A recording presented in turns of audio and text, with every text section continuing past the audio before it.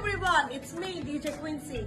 So I'll be performing for the musical show which is happening on 22nd of February. जो जातलो 22 फेब्रुवारीचे आणि मागता सगळ्यांनी आमकां सपोर्ट करचो आणि सगळ्यांनी येवचें. देव बरें करूं.